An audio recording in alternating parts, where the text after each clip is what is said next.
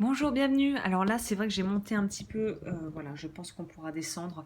Je voulais vous faire cette présentation d'oracle parce que je trouve ce tarot juste génial. C'est ce que je vais utiliser pour les signes au mois. Bien évidemment, pour te le procurer, ce sera juste en dessous. Donc c'est le Eternal Tarot. Donc ça se présente sous cette forme.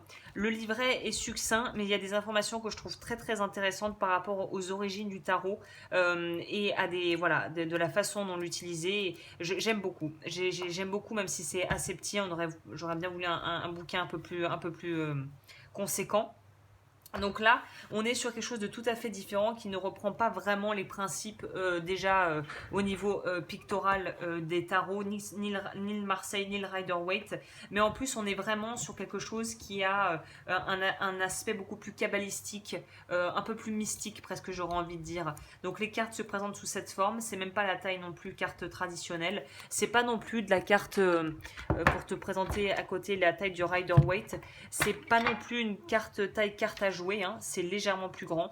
Donc le format est très pratique pour pouvoir les manipuler en fait, surtout si on n'a pas voilà, de grandes mains. Parce qu'il y a des tarots avec des cartes gigantesques. Donc là, très facile à manipuler, carte plutôt de bonne manufacture. Et là, ce que j'adore avec ça, c'est que non seulement on a le mot-clé, on a l'image, on a la lettre hébraïque, le signe, le numéro, la planète. Donc c'est hyper complet. Si on a des connaissances en astrologie, en cabale et en tarot, là avec ça, à mon avis, tu peux absolument tout faire. Sachant que tu verras que chaque carte est divisée en trois parties.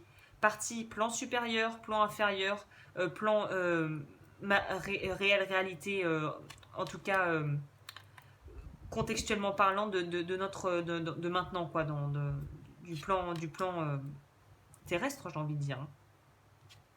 Donc voilà, c'est hyper intéressant, les images sont assez bien faites. Après voilà, on aime ou on n'aime pas, mais je trouve que c'est tellement chargé en symbolisme. Moi j'adore, j'adhère et j'adore.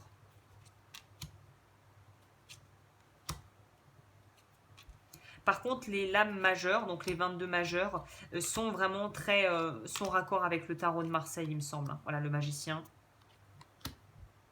Donc en plus, si tu aimes l'Égypte et que tu aimes l'histoire de l'Égypte et que tu as de bonnes connaissances là-dedans, à mon avis, plus t'en connais dans les domaines voilà mentionnés là que je viens de mentionner, mieux tu pourras t'en sortir. Plus poussée sera l'analyse.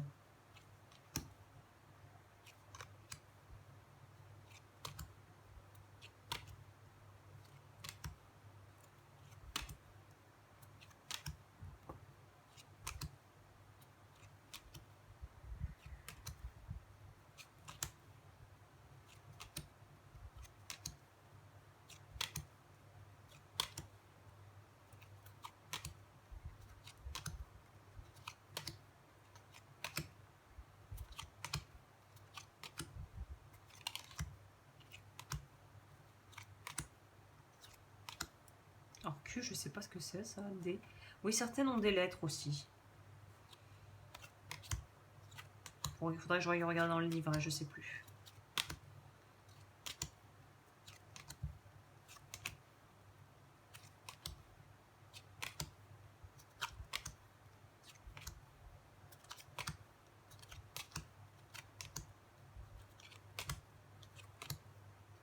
Ah ouais, celui-là, il est complet de la mort qui tue, hein.